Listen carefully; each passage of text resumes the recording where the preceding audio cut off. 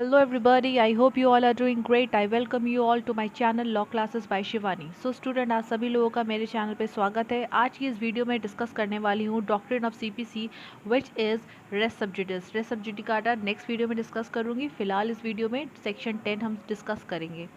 YouTube पे आपको बहुत सारी ऐसी वीडियोस मिल जाएंगी जहाँ पे आपको रेस सब्जुडिस समझाया गया होगा। मेरी वीडियो से आपको ये फ़ायदा मिलेगा कि सिंपल से वे में आपको ये डॉक्ट्रिन में समझाऊंगी। तो please stay tuned to my channel और इस वीडियो को एंड तक देखिएगा। मेरे चैनल पे नए हैं तो ज़रूर सब्सक्राइब कर लीजिए। चलिए इस वीडियो को स्टार्ट करते हैं। So basically section 10 it deals with the stay of suit. Stay of suit यानी कि यहाँ पे ये होगा, एक ऐसी सिचुएशन होती है जब दो पार्टीज हैं वे they are contesting with each other for the same cause of action, same issue in two litigation. तो अकॉर्डिंग टू सेक्शन 10 क्या होगा कि रूल ऑफ प्रूडेंस अप्लाई किया जाएगा। रूल ऑफ प्रूडेंस ये होगा जो सब्सिक्वेंट सूट होगी, ठीक है, दैट शैल बी स्टेट, ताकि जो आपके चांसेस हैं कॉन्ट्राडिक्टरी ऑर्डर्स के उसे आप अवॉइड कर सकें। So basically section 10 is a doctrine of res subjudice.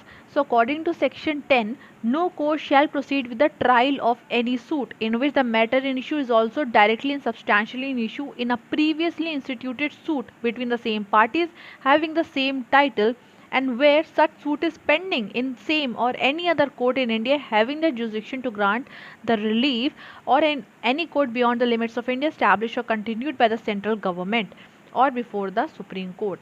Basically section 10 ये कहता है कि अगर आपको सेक्शन 10 की पावर इन्वोक करनी है तो उसके लिए दो सूट होने चाहिए, पेंडिंग होने चाहिए। दोनों सूट सेम पार्टीज ने फाइल करे हैं against the same cause of action, ठीक है, सेम सब्जेक्ट मैटर है। The matter in issue must be directly and substantially in issue. इसका मतलब ये दोनों लिटिगेशन में the matter has to be directly and substantially in issue. इसका मतलब ये है एक ऐसा मुद्दा which is very essential for the disposal of the litigation, which is necessary to be determined in order for the effective disposal of the dispute, उसे कहते हैं मैटर इन इशू।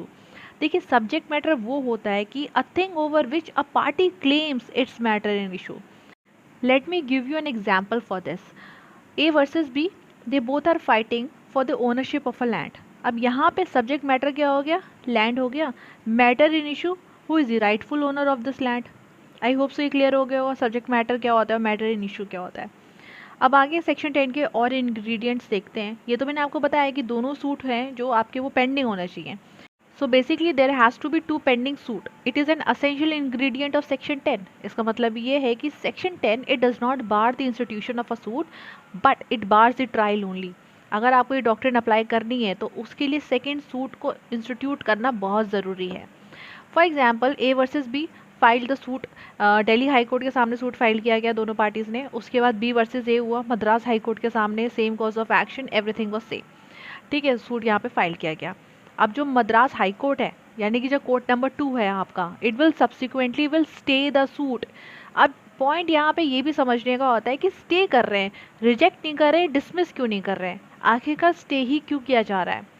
वो इसलिए किया जा रहा है जो आपका प्रीवियसली इंस्टीट्यूटेड सूट है ना, जहाँ पे मान लीजिए अगर मैटर डिसाइड नहीं किया गया मेरिट्स पे, आपका डीआईडी हो गया, ठीक है, डिसमिस इन डिफॉल्ट हो गया, प्लेंटिफ आया नहीं था, तो subsequent suit shall be revived then, ताकि आपकी जो राइट्स एंड पार्टीज़ के ऑब्लिगेशंस है ना that may be adjudicated accordingly. I guess आपको एक नया पॉइंट यहाँ पे समझ में आया होगा कि रीजनिंग क्या है, आखिरकार सब्सिक्वेंट सूट को स्टे ही क्यों किया जाता है, रिजेक्ट क्यों नहीं किया जाता है, डिसमिस क्यों नहीं किया जाता है। Now moving on to the next ingredient, competent court के सामने ये सूट फाइल होने चाहिए। कॉम्पिटेंट कोर्ट आखिरकार ऐसा कौन सा कोर्ट है ऐसा बोलेंगे competent, basically the court having the jurisdiction to try the case and that has to be Indian courts। दोनों सूट इंडियन कोर्ट में ही पेंडिंग होने चाहिए।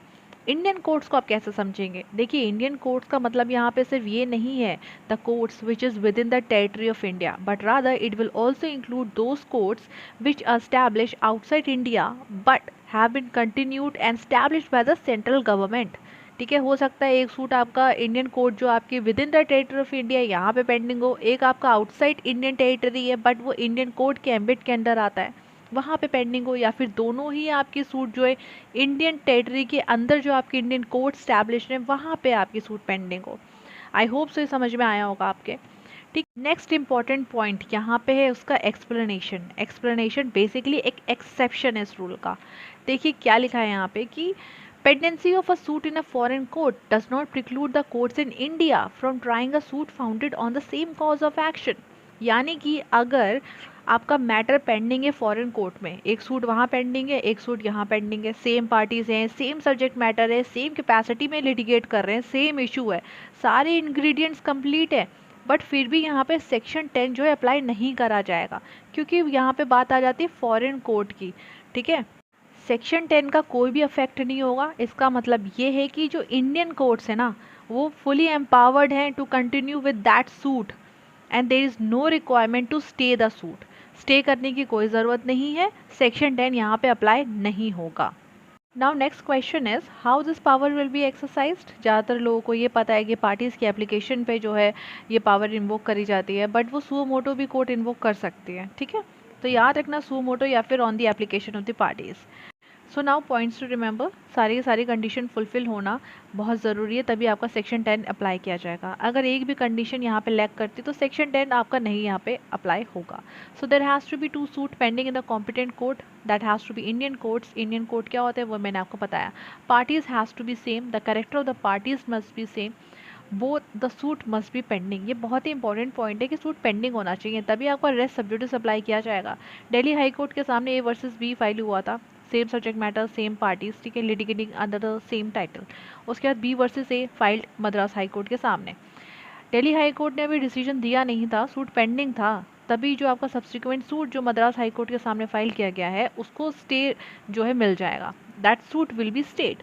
ठीक है, अगर डिसीजन यहाँ पे आ जाता है दिल्ली हाई कोर्ट का तो वहाँ पे रेस्ट सब्जेक्टिव सप्लाई नहीं होगा।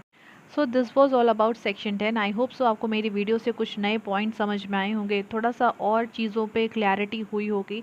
तो ऑब्जेक्टिव तो समझ में आ गया ना, मल्टीसिप्लिटी ऑफ द लिटिगेशन, इसको अवॉइड करना है, कन्फ्लिक्टिंग डिक्रीज को अवॉइड करना है।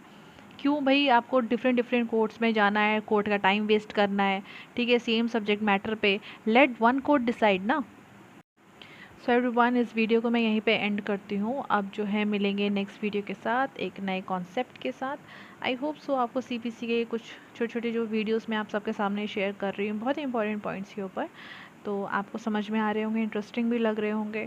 So everyone, I just need your support. मेरी वीडियो को ज़्यादा से ज़्यादा लाइक करिए, शेयर करिए और मेरे चैनल को सब्सक्राइब करिए। अब मिलेंगे नेक्स्ट वीडियो में। Till then take care, bye bye everyone.